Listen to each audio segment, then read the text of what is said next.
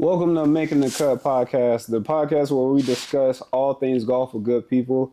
I am your host, the golfing barber, Ron P. And today, our special guest is a professional golfer, a hell of a guy, and one crazy fashion icon, man. He's on the rise, man. Mr. C. Heavens, also known as Cheevens, man. What's going on? What's happening, dog? How you doing today, man? Man, we good. You know, I'll pay you later for the intro. That was nice. No, we good. Just how I wrote it down for you, man. Appreciate it, dog. Yeah, man. Man, I appreciate you being on the show, bro. It's again, this is episode 2, so we starting to roll into things real nice. But I feel like you been one of the first guests is coming in. We really heavy hitting with this shit.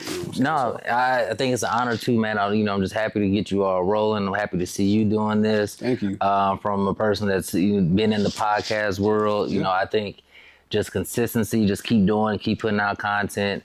And I'm just here to support, man, for sure. So what's up? For sure, man. Thank you, man. Man, let's get right to it though, man. How long you been playing golf, bro? Dog, I was acting like a lady, saying I don't want to say my age, but I've been playing golf for almost my whole life, dog. So over 30 years. Grandfather taught me how to play golf. I was very fortunate. He plays golf. Well, he played golf. Couldn't get anybody else to play golf. My uncles, they wouldn't play golf. My mom, she didn't want to be outside in that hot, humid heat. Yeah. So when he finally got me at an early age, he was just excited to get me out. So he got me my first set of golf clubs for my first Christmas. Yeah. So I'm like 7 months old. Clubs too big for me. I got videos where I'm swinging like a comb, like it's a golf club or newspaper clippings and stuff. So golf, I don't remember not playing golf or having golf in my life. So my grandfather, he grew up not being able to play on certain courses. He had to sneak on the course after caddying. His ceiling was cut down to here, right? Yeah. So when my uncles, they saw that and they saw, that the game really wasn't inviting to them. Yeah. So they didn't play golf. But then I came around, I was a little before that Tiger Woods era. And, so I was introduced to the game by that older generation, but then Tiger came, and then all the and it popped off. It popped off, right? Did you hop on the Nike train when he popped in, or what? Yeah, I ain't gonna lie, though. I did. You got the Nike irons. Now, what I didn't do, I was just talking to somebody about this because it was a whole bunch of kids. They had the Tiger head cover. They used to wear the red on Sunday and red and black. I kept that for Tiger. Okay. I idolized him. I wanted to, play golf like him, but I kept that for Tiger. But everything else, I was on it. I was fist pumping, just doing all the Tiger things, cussing after, I missed the shot, trying to. I thought that made me look better after I made a bad shot. Definitely, I definitely emulated and, took a lot of things from Tiger. Yeah, I think that's one thing that I haven't really caught on to yet as far as like the mindset. Like I feel like people expect for Tiger Woods to be your favorite golfer just because you black. Right. You know what I'm saying? It's like, when another black dude walk down the street and you automatically say, hey, what's up, brother? Everybody's like, yo, what's that? But it's not necessarily like that. I mean, is he an incredible golfer? Yeah, bro. Like, is he somebody to look up to? Of course, bro. But I cannot name him as my favorite golfer. Right. You know what I'm saying? So who would you say? I like Couples, bro. Couples? Yeah. Where'd you get that from? Bro, Fred Couples? Yeah, where homie did you get a Fred Couples from? Dog. I don't know, Smooth, bro. Yeah. Right, okay. I don't know, bro. I think it's just my boy always fitted up. Fred Smooth, right. Yeah, so, I mean, but yeah, bro. And I'm also trying to get out of that stigma of what I was just talking about. It's like, bro, Tiger Woods ain't got to be my favorite golfer, bro. Right. Enough. But I will tell you, it's a certain thing too where it's human nature. Like you see somebody that you resonate with, that you connect with a little more. So at that time where PGA Tour golf was in front of you all the time, and then out of nowhere, and it looks like what it looks like. Yeah. But then you look over and you see, hold up, you looking in the mirror like he kind of. Yeah, he look like me, and he balling. He at the top of the leaderboard. Yeah, and you just looking like, oh, and he cold too, so I can do that more. Definitely. It just makes you say that more so. So, especially at that time, just to see somebody that looked like you dominating in the sport that with people that didn't look like you, it was just so much easier to gravitate and make it seem like it was that much more attainable. Yeah.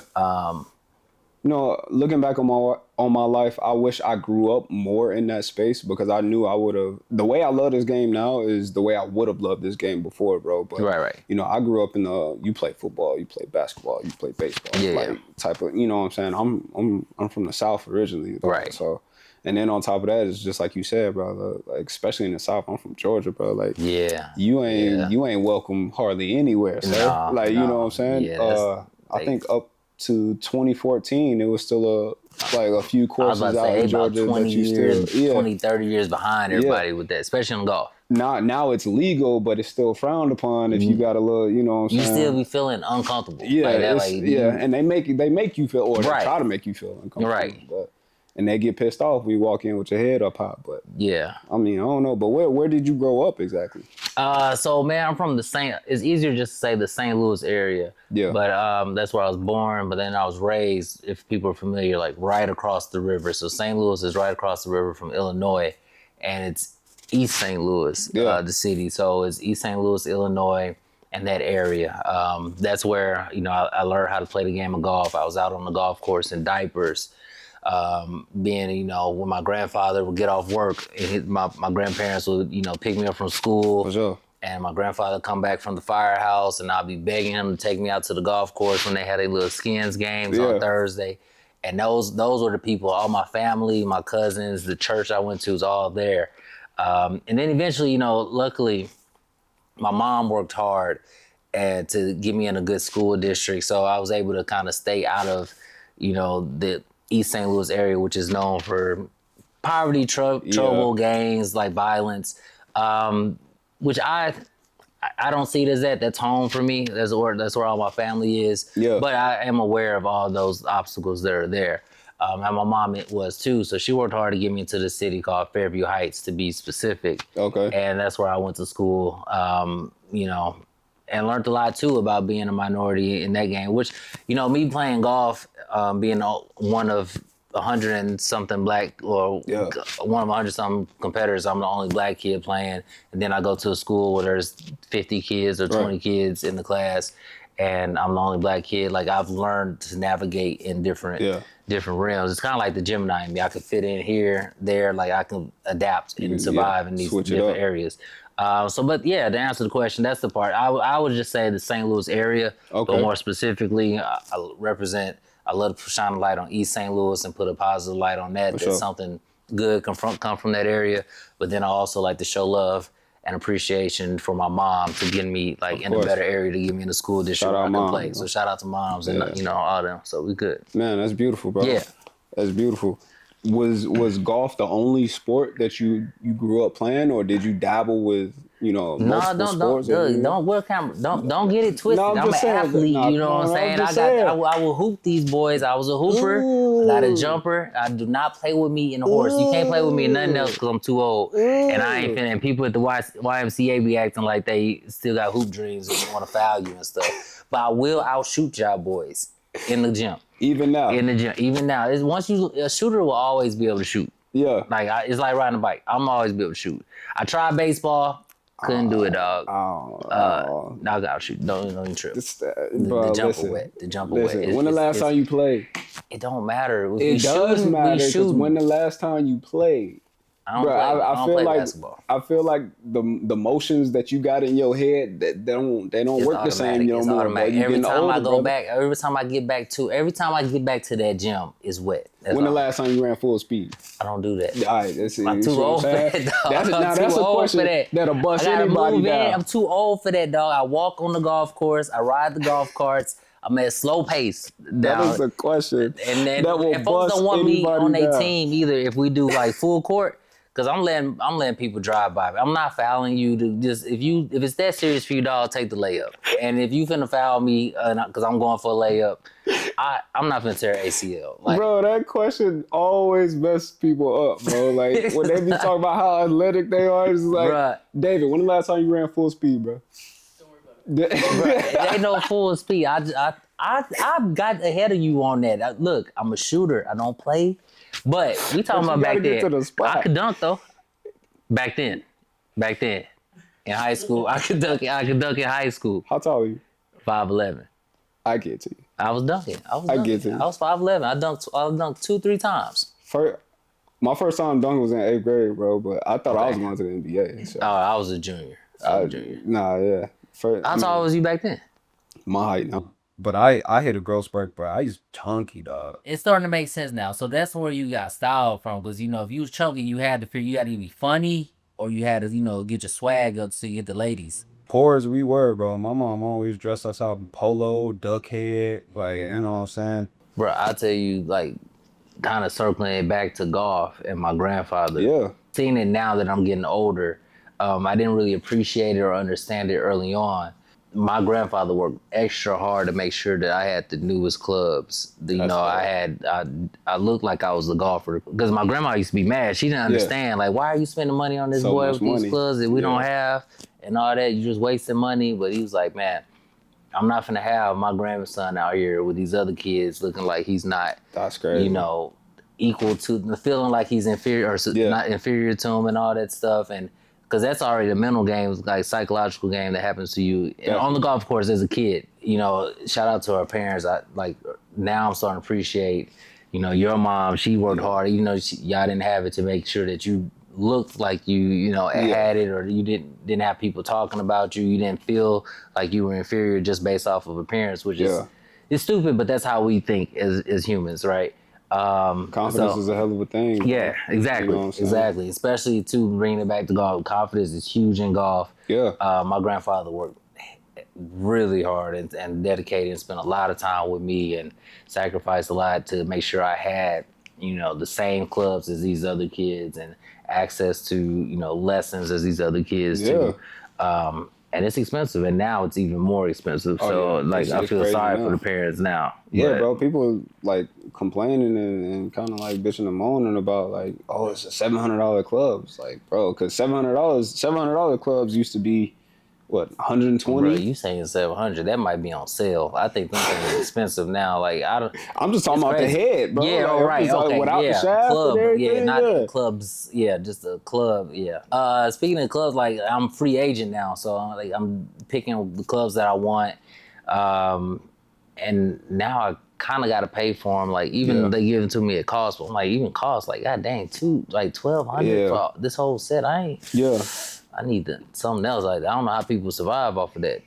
Yeah, man, it really don't make no sense how expensive this game is, and it's only getting more and more expensive. Yeah, which is why I'm trying to figure out like how y'all keep screaming stuff like grow the game, bro, but y'all keep upping the price and everything, making it less and less accessible for people. So it's like that's why I like some of the things that you do, man. Like I noticed that you had an event here within the past few months. Yeah. At Top Golf, I believe it was. Top Golf. Shout out to Top Golf. Like Connor, what's up? That's stuff I want to get into more and what I want to do. But tell us about that, man. What was that? Yeah, man. So basically what we're talking about, like, so I live in Arizona, right? In Phoenix, and I feel part of me feels guilty that I'm out here. But I just love it here. Yeah. Like the weather's nice right now. I play golf today back home. I don't know what the temperature is, but I ain't playing no golf there. Like I love it here. But, the area back home was giving me so much. Like I feel guilty and I want to do as much as I can for the kids back there. Yeah. So I had an idea with me and my boy and Justin Coleman to just find a way to use my name, use my access, use my resources to give these kids an experience in golf that they've never had before. Yeah.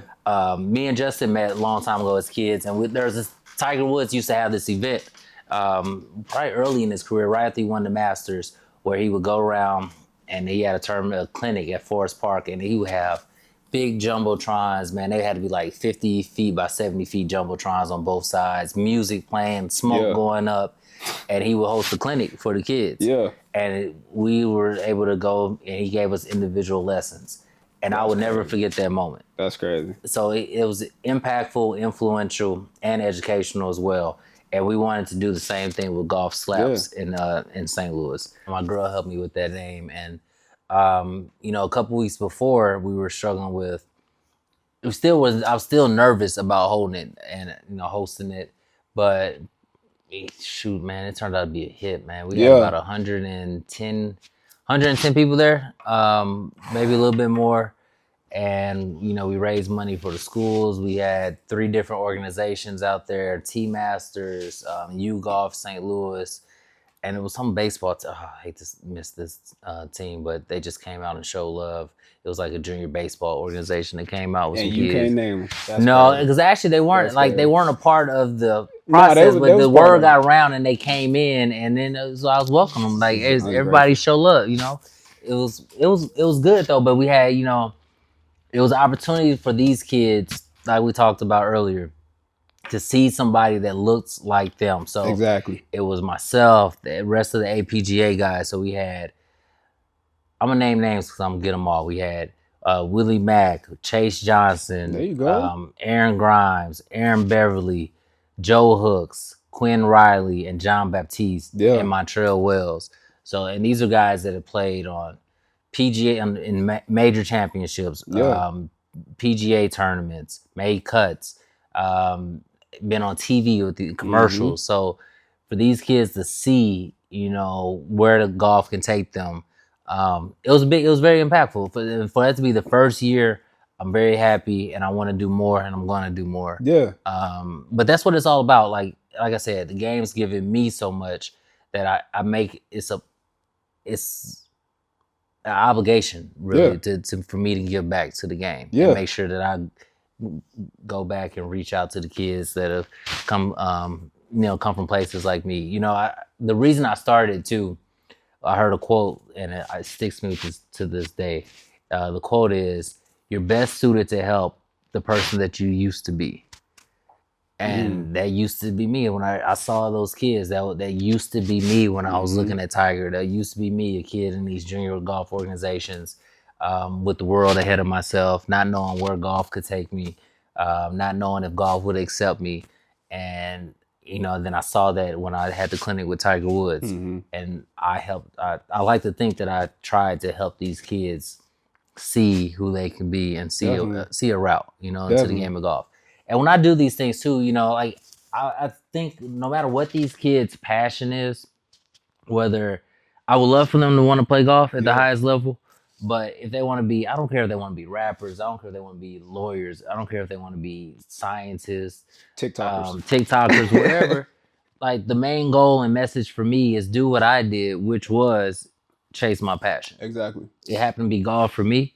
But chase your passion. That is the main goal. Don't let anybody tell you any different. Don't let your circumstances and environment constrict your dreams and visions. Chase your passion. Yeah. But I will say, I think that golf will help enhance whatever they're trying to do. Circling back to you as a kid, man. When did you become cool? The kids that play golf in my school, bro, like Poindexter, like what I'm saying, like you probably ain't gonna kick it with them. You know what I'm saying? So did you go through that stage in life where like, oh, bro, homie play golf, bro, like I'm honestly gonna flick you in your head, dog. You know what I'm saying? I ain't gonna front. I was always the popular cool kid in school. Growing up, I don't care what you say. Don't even make that face. I'm telling you the truth. I'm telling you my story. But especially too with me being, like I told you too, going to a new area, and I was like the only one of the few black people in the school. And I was cool. Like I brought in a little swag style. Like everybody gravitated towards me. Yeah. And then I was also a little class, like I said, I was a little class clown, but I was also smart, athletic. I was best basketball player on the team early on. So I was always, and I was able to keep it. And I never really brought golf to school, like, because I can keep it separate. There wasn't a golf team at the school anyway, right? So from middle school to junior high school, nobody really knew that I played golf. That's wild. Until Tiger came, and then the news did like an article with me and Tiger. So the girls and everybody, I'm already cool, and then they see, oh, you play golf. Dang, I saw you on the news. I saw you in the newspaper. So it was cool already. Like, bro, it was that's cool. Wild. Yeah, and in high school, it traveled over. Like I was homecoming court and all that stuff, and prom court and all that stuff, and the basketball team. But early on, because there was so many different schools and people that I didn't know, they came.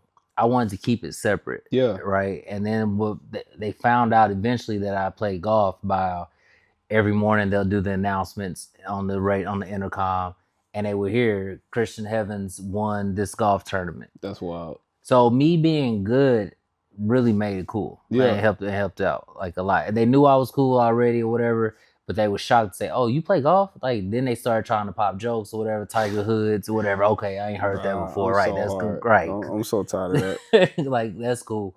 But I mean that literally changed it. But like I think me being good at it Mm-hmm. really helped make that journey easier for Yeah. sure. Like Yeah. and then Tiger helped it too, like, at that period too. Because Yeah. then that time Tiger was popping, so they saw the potential and they saw that the black people actually can play golf and make money and make it cool. So they connected it with Tiger Woods Yeah. at the time. If maybe 10 years earlier, if that would have happened, I don't know if I would have had the same reception. I But feel you. at that time it was like, oh, you won that golf tournament. I see you out there, Yeah. Tiger. Like, okay, right. Well, Yeah, of course, I gotta be Christian, shout out, Tiger. I'm still Christian, but whatever. Yeah, see, that's what I don't understand, bro. Like, I don't understand how people don't think black people can be good at golf, bro. Because we're Yeah. good at so many things. No, that's true. You know what I'm saying? That's true. So just because this game didn't start with black people, as far as we know, Right. doesn't mean we cannot adapt and learn this game. And I feel like that's been part of the narrative for the past 50, 60, 70 years, is to keep us away from it. It's because it's like, oh, bro, black people already got basketball. They're Right. taking over baseball, especially in the Dominican area, bro. Like, you know what I'm saying? Yeah. They're taking over baseball. Football is all there. Is like, you know what I'm saying? So I feel like this is the one kind of capsule that people that are not of color try to keep people of color away from, and it's starting to, you know what I'm saying, it's starting to Yeah. leak out, and the secret's out now. It's Yeah. 2025 and it's out, bro. Like, you know what I'm saying? But man, I tell you the crazy thing is, and it frustrates me, and I still try to find an answer to it. I think I got an answer. I'm not sure if I'm satisfied with the answer, but 10 to 15 years before Tiger made it to the PGA Tour, there were about 12 black people Mm-hmm. on the PGA Tour. That nobody talks about. Right. Some of them get some love because they were really good. The Calvin Peets, Mhm. I mean, I don't want to start naming people, but Tiger came around, and then they thought this is it. It's gonna Yeah. be more minority because it took a dry spell, and they thought it's gonna be more minorities in the game of golf. Which is why Nike Which- pushed so hard. Exactly. Mhm. Which he did bring more minorities into the game of golf, but not at the highest level. Because Yes. now you look at the PGA Tour, and there's not a drop of black blood Mm-mm. on the PGA Tour, Mm-mm. unless you count Tiger. But Tiger ain't really playing that much. Bro, Tiger. Joseph Bramlett lost his card. He was mixed. He was half and half. Cam Champ, I think he lost his card. Like, there's nobody black on the PGA Tour, and that is backwards from where people thought that the game was trending. Yeah. It's very interesting to Yeah. why the game changed from a spot where it would be 10 to 15 black golfers on the PGA Tour to now you have the superstar bringing more black people and minorities into the game of Yeah. golf. And 20 years later, there's not a drop of black blood on the PGA Tour. So do you feel like it's even more guarded now, even though, because I feel like now that more black people are involved, actually, I feel like they're working harder to keep us away from it. No, I wouldn't say that. I don't think it's guarded, and I don't think they have to work hard to. It's simple. It's very simple, man. Like, if you go to a club, there used to be this club. Every time I went back to St. Louis, there would be a club that was lit, right, in college.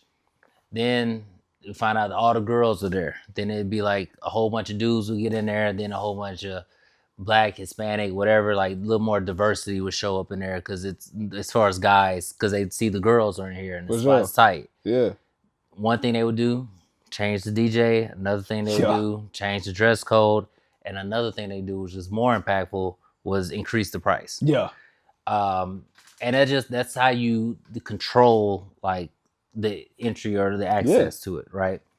Well, I say that because I think what's happened now on the PGA Tour and getting guys to play at a high level, whether it's junior golf, college, all that, since Tiger Woods has made golf such a big business, and it's so much money being pumped into the professional game, any part of the game of golf, but especially professional level. Like these guys on the PGA Tour are making more money than ever. Yeah.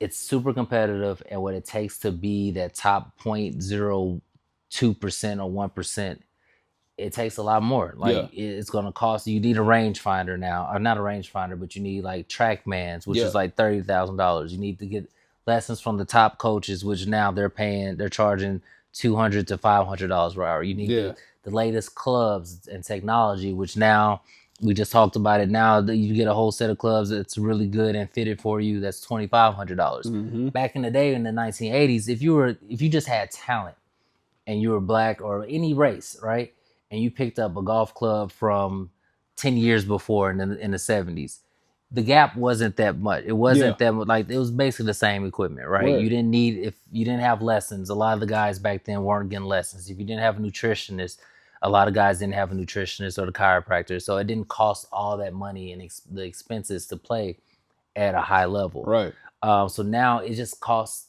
so much. Like to play in junior golf tournaments, kids aren't even playing in high school tournaments, which are free now. Yeah. Because the college coaches are seeing that. They put more weight on the what do they call it, the field size or whatever, and people playing in AJGAs, which I've only played in 2 AJGAs because that's all we could afford. They were like $500 just to play in them, and then you had to travel somewhere, spend 3 nights in a hotel. You're spending $1,000 to $2,000 just to play in a tournament that you didn't get money back in.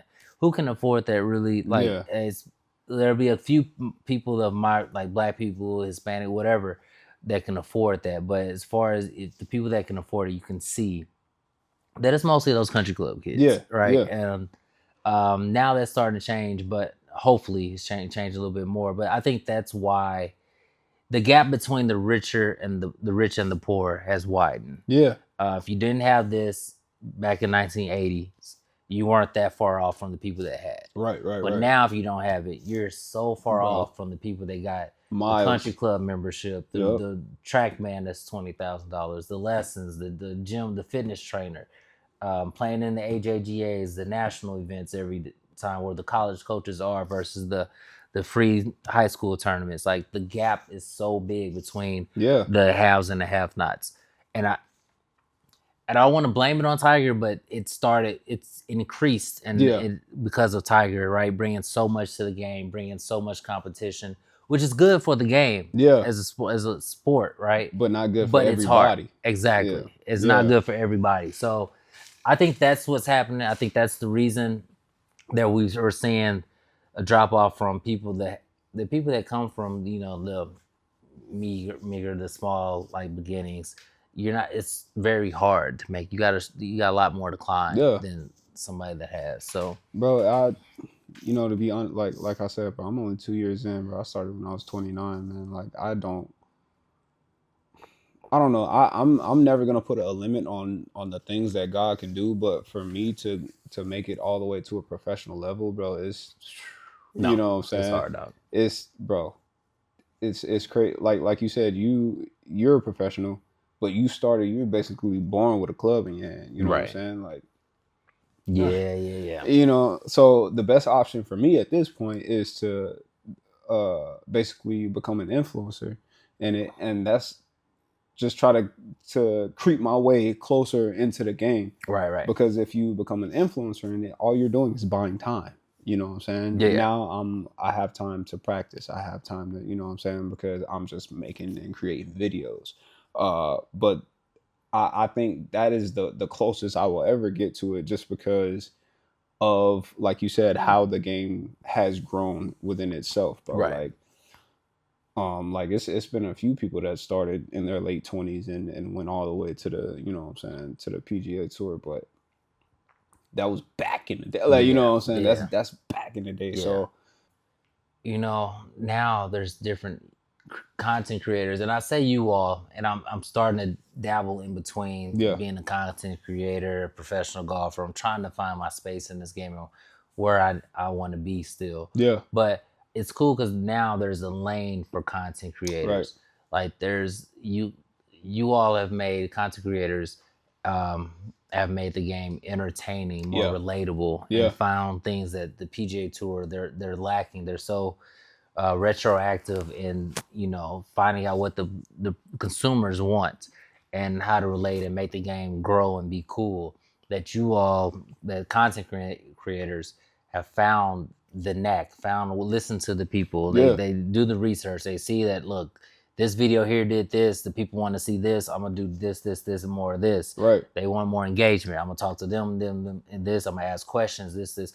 And the PGA Tour, they're not doing that, and they're struggling with it. And they're trying to figure it out. So now there's becoming there's a lane where you can make a decent living, like definitely get access to the game of golf, right, and figure it out, and still get improve. And for you with the son, right? Yeah. Like you can have those relationships to buying where you time can for it, give him, right. You meet this guy, like, hey, I got my son. Can he come out here and practice? Yeah. And now he has access to this. So now he's starting off the way that I did as a kid, being able to play golf every day. Yeah. And who knows, if he wants to go and play at a high level, that's fine. That's on him. But now he has this access due to you taking advantage of this content creator space. Exactly. So I appreciate. No, I appreciate it a lot more. I didn't know where I landed and felt with it before as a professional golfer. And we talked a little bit about this too. Yeah.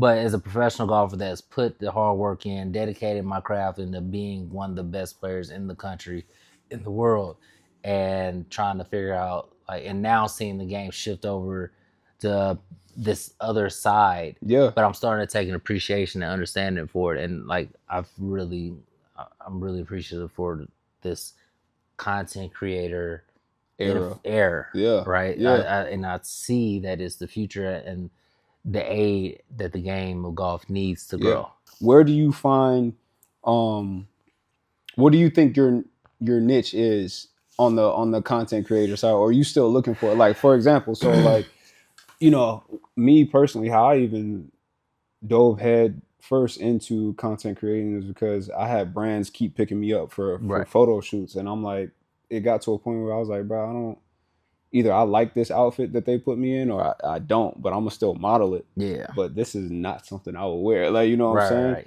And then that grew into people not even caring about me playing golf. They just want to see what I'm wearing. Like, I could go out and shoot the 120. Yeah. And they don't give a fuck because look what sweater you got on. Yeah, like, exactly. Hard. Like, you know what I'm saying? So, more recently. Also, in front of the doorway, them shits go hard. Oh, appreciate it. Yeah. If you keep pumping a couple of them a week, that shit go I'm hard. gonna keep doing that, bro, because that's all they care about. Yeah. They don't care about nothing else. They Right, want to see what shoes I got on, what socks, what drawers. You know what I'm saying? Hey, they want to see it. So, as you grow in the content creation side, clearly you already got the talent and the God-given gifts to play the game. Where do you see your content growing, or is that something that you feel like I can help you with?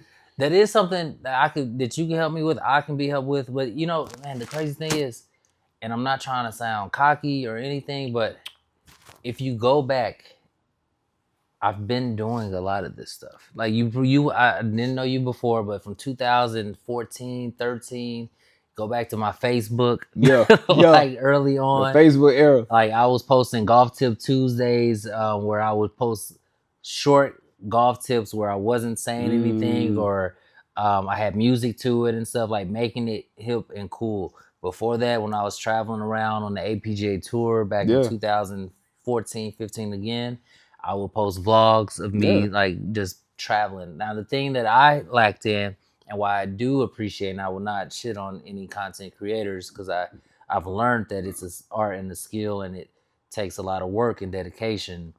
I was not consistent with it because I will go into this bag here where I'm posting every Tuesday, where I'm posting this tournament here and vlogging. I'll post a funny skit here and there. I did all that, and I was doing commercials and all that too. I just wasn't consistent. I didn't treat it like a job. Like I didn't treat it like a job. I was on Golf Channel's Big Break, 3 million viewers every week. I was on Holy Moly. Like I've literally everything in the golf space, from playing on Golf Channel on European Tour events. I wasn't on the PGA. I did everything except for playing on the PGA Tour and Korn Ferry Tour. Yeah. And I was very good at all of it. Yeah. So that's why it's hard for me to figure out my niche, and I like doing all of it. Yeah.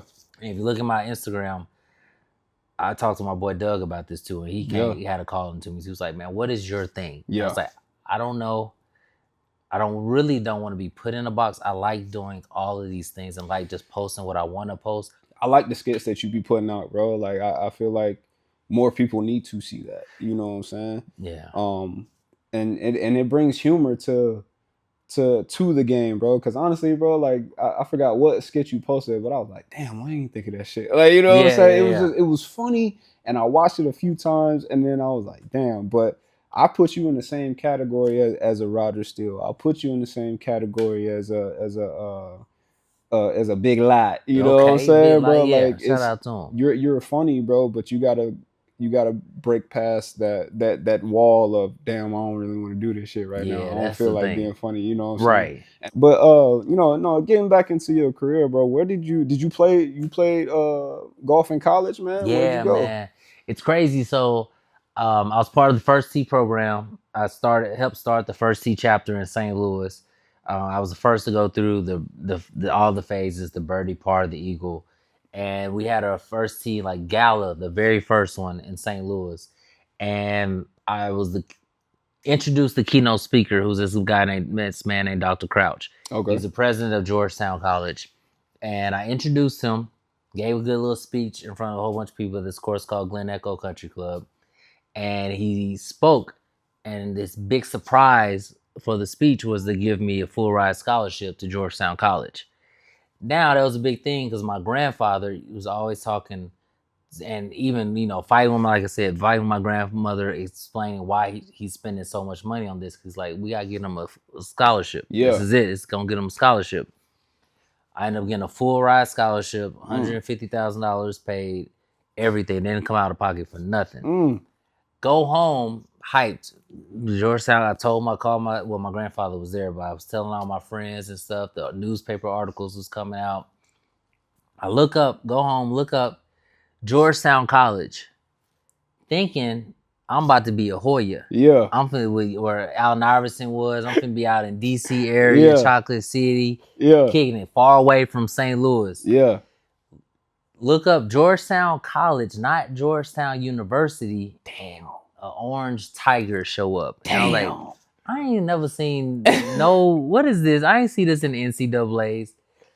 It was an NAIA school in Kentucky, just outside of Lexington. 4 hours down the highway that ran through my backyard that I grew up hitting golf balls over as a kid. 20-something dudes on the team, and there was no tryouts. It was a terrible, like they weren't known for their golf. Yeah.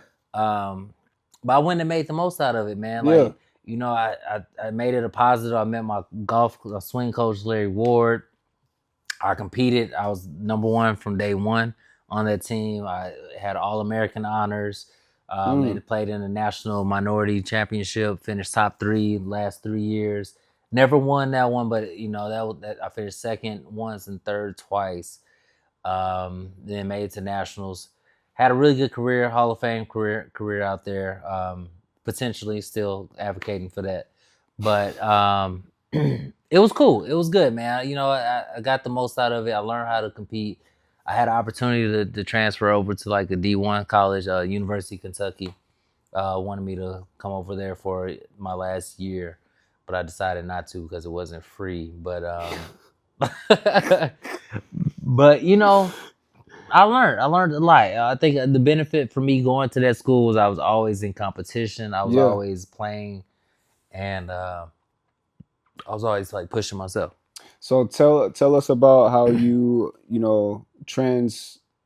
later transitioned into your professional career from there. Yeah, it wasn't much of a transition, dog. It was a jump the hell in and just figure it out. I graduated May. It was like middle of May. It's like 11th or 14th or something like that, 2011. And then the next week I played in my first APGA event, which is in Houston. Yeah. Get out there, dog. And the APGA, a lot of people think it was a black only tour or whatever. It's promoting diversity. Yeah. It's a spot that gives minorities a place to play the game of golf. It's Black, Latin, but it didn't like at that time for sure. It didn't discriminate. It was like everybody could play. Yeah. But a lot of Black people had access to this tour. So that was the first time I saw like high level golf being played outside of Tiger Woods by Black players. Right. Marcus Manley, which name you got to research. Ball striker, first professional I've ever seen like strike the ball the way he does. Tim O'Neill. Willie wasn't playing back then yet, but it was George Bradford. It was a whole bunch of guys. Shout out to y'all. And that was my first event. I finished top 10. I was 8th, made a whopping like $400. Thought I was killing it. No, I wasn't, dog. I paid like $250 to get in the event. Then I had to fly, get a hotel. I lost money that week, Bro, but I got some money back. I mean, hey, you know what I'm saying? I thought I was hot away. shit. No, you couldn't tell me nothing. You walked away from the event with some of your, man, I played my first event today and won nothing. Right. But then I knew, like, if I didn't do this, like, I knew I had room to get better. I knew I knew I could play, but I knew I could get better, and I knew I had to get better. Right. And I did that. And, I ended up playing well in the Missouri Open a few months later. And from there, I took that money, moved down to Florida, lived with my old college roommate in St. Augustine, Chris Young. And then I started playing in the IGTAs, which is like Invitational Golf Tour of America or something like that. I won a couple events that first like 2 months there. Yeah. And they helped me get confidence, and then that was it. I started rolling. Did you ever?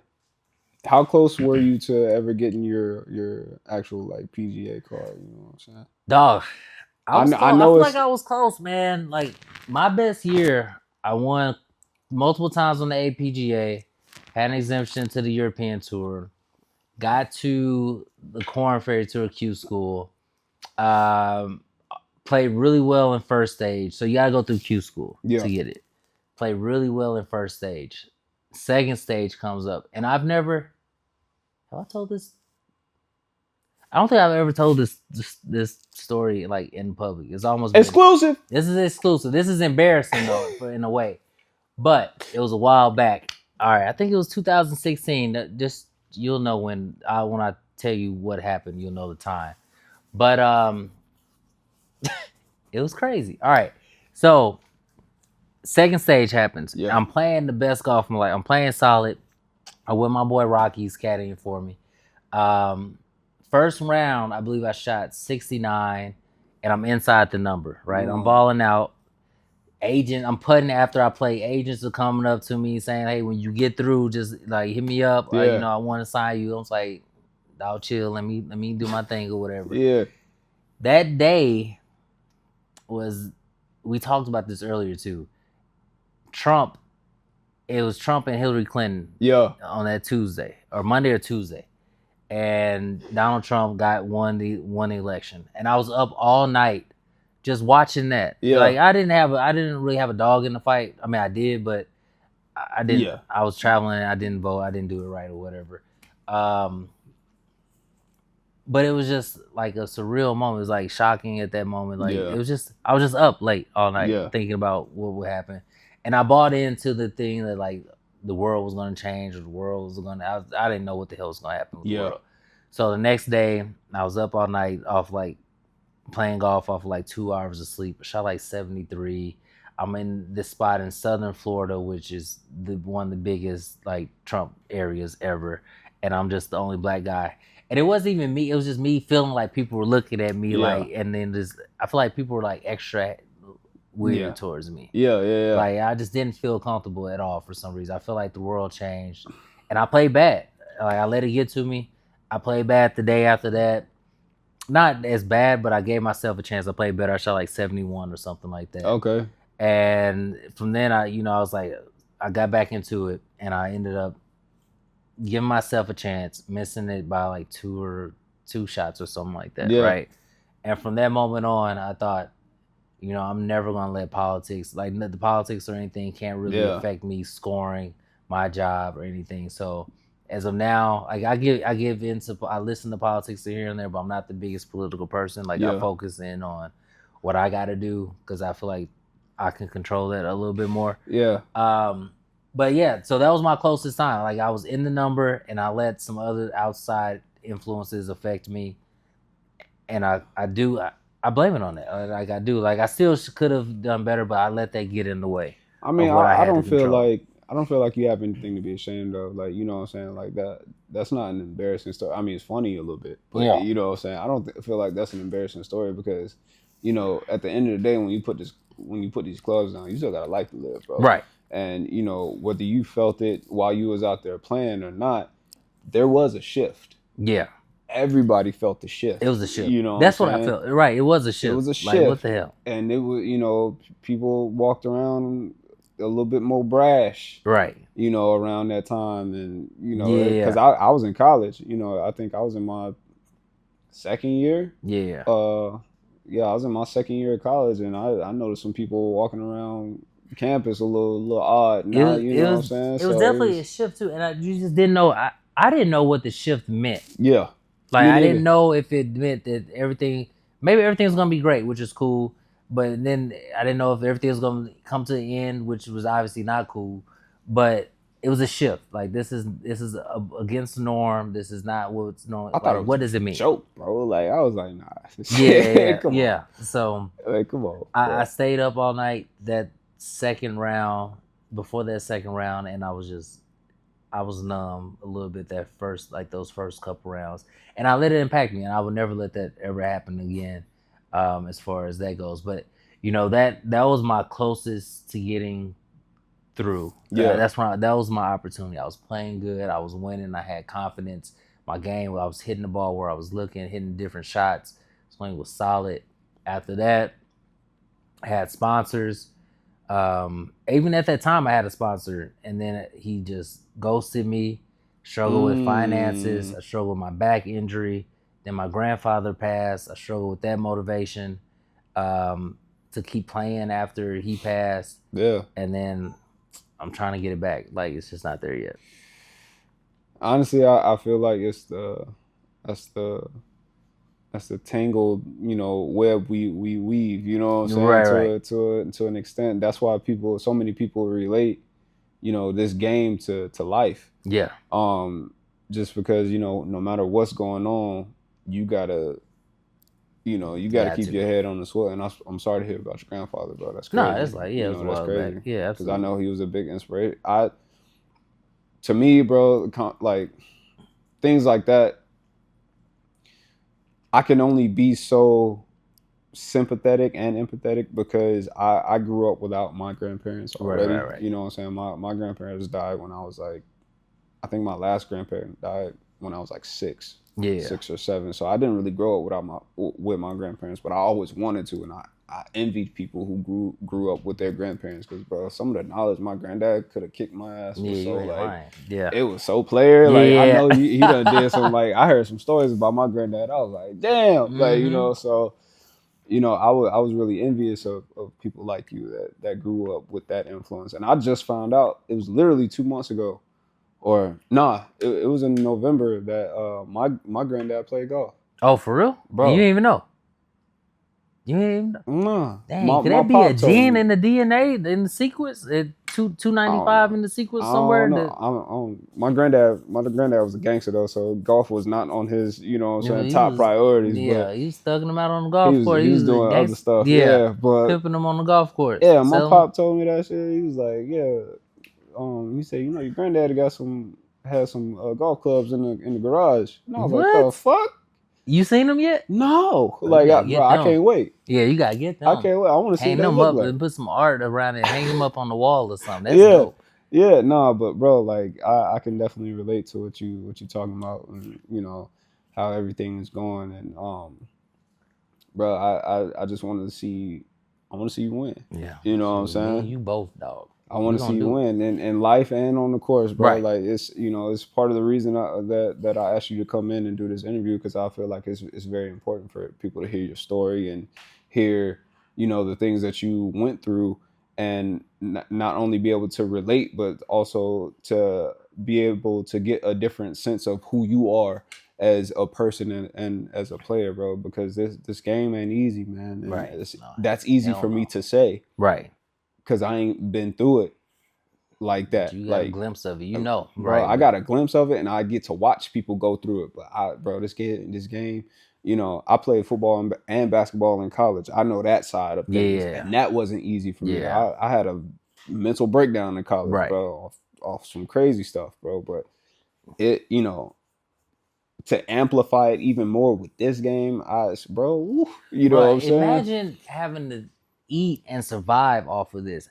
I tell this story all the time. My first professional win was on the APJ tour at this course called Rogers Park. Yeah, The way it used to work back then, which it doesn't work now, is the tournament was on Saturday, Sundays. yeah, You show up on Saturday, you write a check or hand them a check Yeah. to enter the tournament, and then you get they write a check on Sunday after you play or win or whatever. yeah. I wrote them a check that would have bounced like a damn Spalding ball on that Saturday.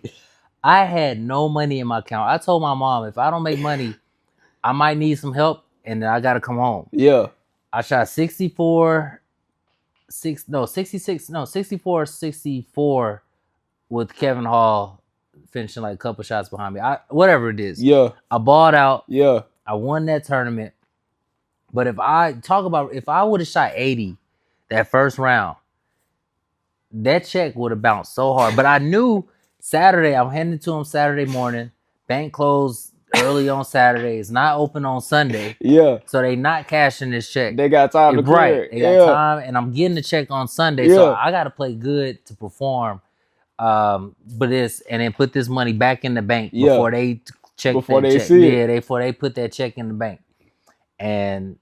But that's the type of pressure. Like, that's what we play on. Like, your life, your bills. Like, you putting all your money on here. If you don't play good, it's not NBA where you get this guaranteed contract and all that stuff. Like, if you don't play well, you don't get money. Well, I mean, you say that now, but I mean, like, there's like organizations like Live now, like, which is why I support it. You're right. You feel me? These people are taking care of their families, which I ain't really understand the whole like beef, bro. Like the PGA, like all the people that stayed loyal to the PGA, bro, that was pissed off when people was like, "Well, I'm going to Live." Bro, I get a guaranteed check. I can take care of my family. I can, bro, like. In what world, in what industry in the United States would you say you're going to work less and get paid more? Don't take it. Like, right. What that doesn't even make sense. One of my boys, Harold Varner, he went to Live. He took a lot of crap about it.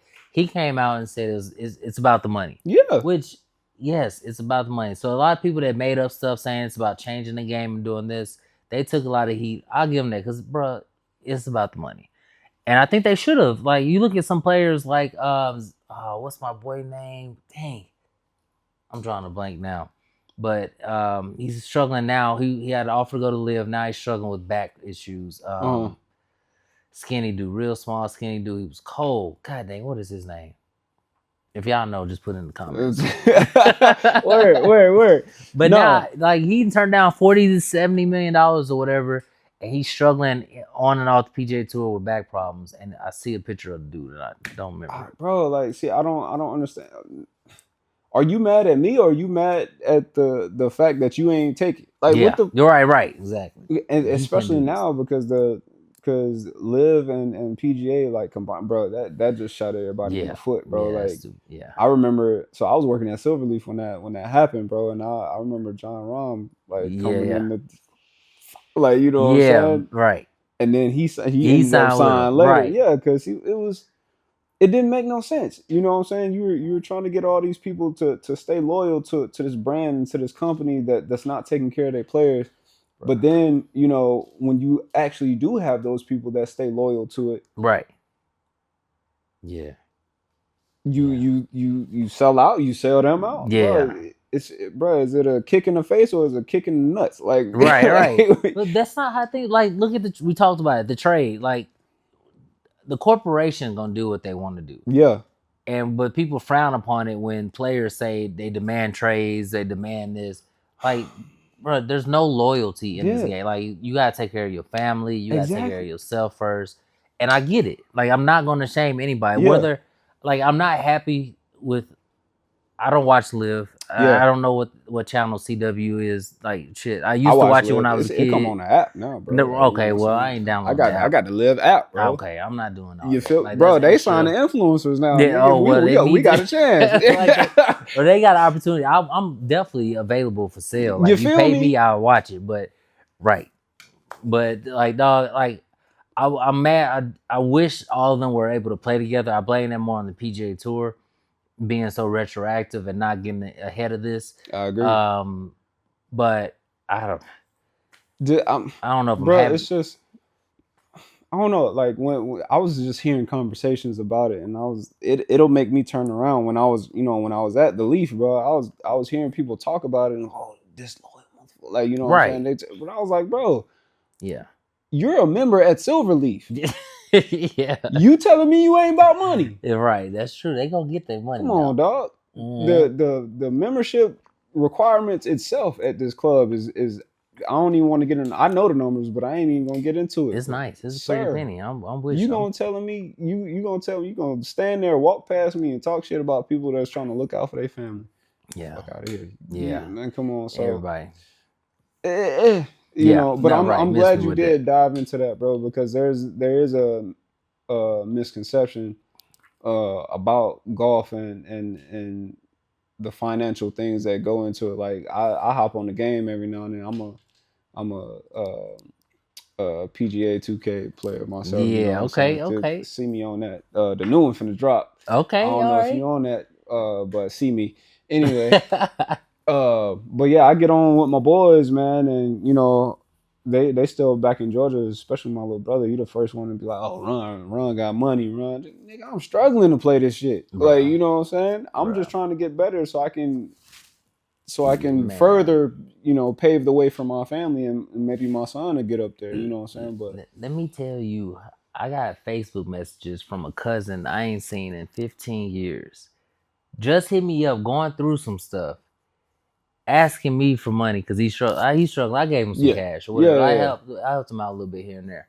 But he sends me Venmo requests now for money. And then he asks in the message, he says, "Hey cuz, I don't need to ask how you doing. Like I see on your Facebook, you balling, I dog." don't get that.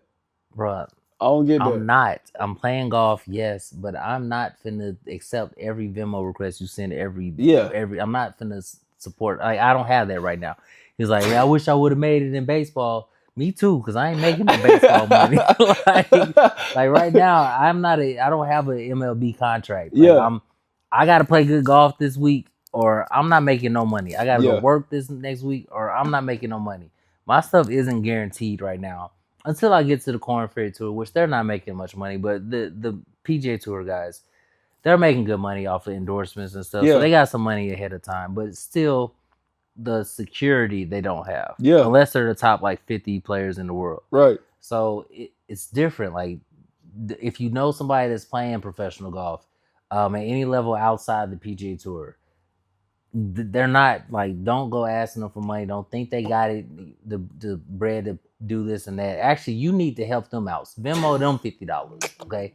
Venmo them $50 so they can play. Get them some dinner. You're right. Bro. Get them, that's some lunch money, breakfast, gas money to get to their next trip. I don't think they understand because they struggling out here. I didn't spend nights. Me and Willie both. Willie Mack, we was living together. We both spent nights sleeping in our car. We both spent nights sleeping in cheap hotel rooms that was on. It was so funny. This one day we stayed in Daytona Beach and we stayed at this like $50 a night hotel. Yeah, ooh. It was in crazy. Daytona. Yeah, but we looked it up and it was during some lady got killed in the same damn room during bike week. It was the weirdest thing ever. It was crazy. We got up out of there, but it's just stayed in the car.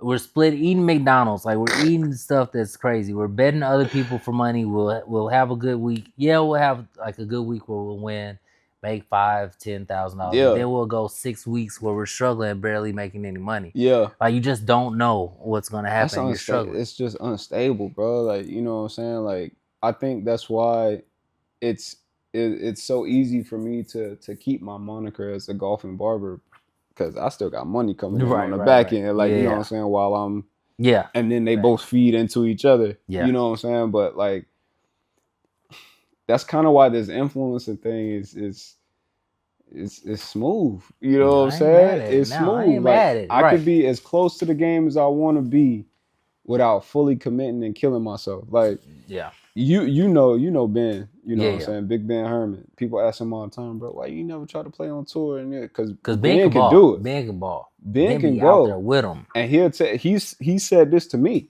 you know, as far as like, because I asked him the same thing. What, like, why ain't you never tried? He was like, why the hell would I want to be miserable? Yeah. He was like, them dudes is nerds. Like, they hate their life. Like, you know what I'm saying? He was like, I Hey. love this game. I don't want to hate it. You Hey, know what I'm it's saying? so He'll tell funny. you straight up. It's so funny. I see the things like Golf Digest posted, and they talk about the benefits from playing golf, and they talk about the therapeutic benefits of it. It's stress relieving. It's you build community with the people that you play with and stuff. Yeah. That ain't the golf that I play. The golf That's I nice. play is anxiety, stress, and I'm not rocking with you because I'm trying to beat you because you Yeah. taking food out of my mouth. Like that ain't the golf that I play. Yeah, Like, don't talk to me while we playing. Right, bro. This first tee, like you talked about it with your tournament. Like you was nervous playing in your tournament bro. today. Bro, Yeah.